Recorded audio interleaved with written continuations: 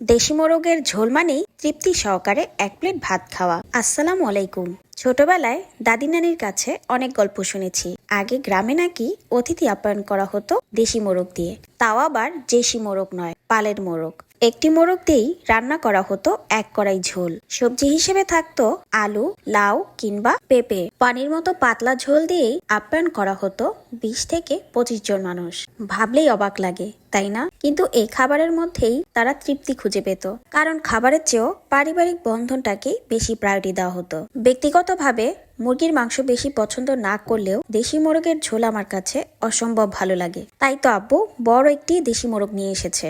আমার বোন খুব সুন্দরভাবে মাংসগুলো সাইজ অনুযায়ী কেটে ধুয়ে নিয়েছে। আমাদের বাড়িতে দেশি মোরগ বা মুরগি যাই রান্না করা হোক না কেন, সবসময় ছাক বাটা ব্যবহার করা হয়। আপনারা যারা মুরগির মাংসে ছাক বাটা ব্যবহার করেন না, তারা একদিন অবশ্যই ট্রাই করে দেখবেন। রান্নার আগে আম্মু পেঁয়াজ, রসুন ও জিরার সাহায্যে আগে ছাক বাটা উঠিয়ে নিয়েছে।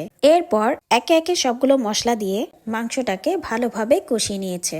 নরম হওয়ার জন্য কিছুক্ষণ ঢাকনা দিয়ে ঢেকে রেখেছে। ঢাকনা তোলার পর যখন পানি শুকিয়ে এসেছে, তখন পরিমাণ মতো পানি দিয়ে দিয়েছে।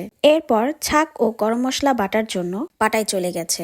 মশলা বাটা হয়ে গেলে একটি ওড়নের সাহায্যে উঠিয়ে ঝোলের ভেতর দিয়ে দিয়েছে। যখন রান্না প্রায় হয়ে গেছে, তখন নিভা চুলায় কিছুক্ষণ রেখে দিয়েছে, যাতে উপর দিয়ে তেল ভেসে ওঠে। মাংস থেকে তেল আলাদা হয়ে গেলে মাংসের টেস্টটাই আরো বেড়ে যায়। যখন মাংস থেকে তেল আলাদা হয়ে গেছে, তখন একটি বলে বেড়ে নিয়েছে।